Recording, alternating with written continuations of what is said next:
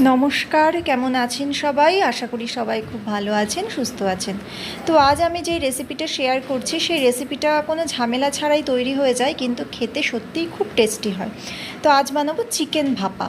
তার জন্য আমি কিছু মশলা রেডি করব। তো দিয়ে দিয়েছি একটু পোস্ত, একটু সাদা সর্ষে, একটু কালো সর্ষে, আর আদা, কয়েক কোয়া রসুন আর কয়েকটা কাঁচা লঙ্কা। এবার সব কিছু পেস্ট করে নিলাম।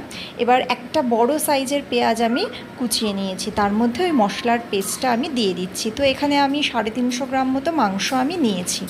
তো এরপরে সব কিছু আস্তে আস্তে অ্যাড করব। তো দিয়ে দিচ্ছি হলুদ গুঁড়ো, ধনে গুঁড়ো, এখানে কিন্তু জিরের গুঁড়ো আমি অ্যাড করছি না, একটু লঙ্কার গুঁড়ো আর একটু কাশ্মীরি লঙ্কার গুঁড়ো, আর দিয়ে দেব একটু সর্ষের তেল, আর যেটা মেন সেটা হচ্ছে টক দই।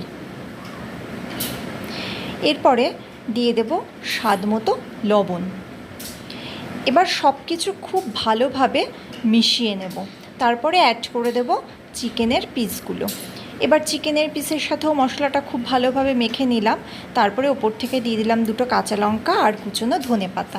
এইবারে আমি চিকেনটাকে ভাপে বসিয়ে দেবো। তো তাই আমি একটু অ্যালুমিনিয়ামের ফয়েল দিয়ে সিল করে নিয়েছি।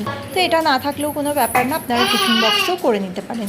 এরপরে আমি প্রায় আধ ঘন্টা এটা ভাপে বসিয়েছিলাম। 20 মিনিট গ্যাসটা একদম সিমে ছিল, তারপরে একটুখানি বাড়িয়ে আমি কিন্তু তৈরি করে নিয়েছি চিকেন ভাপা। তো দেখুন কত সুন্দর সেদ্ধ হয়েছে।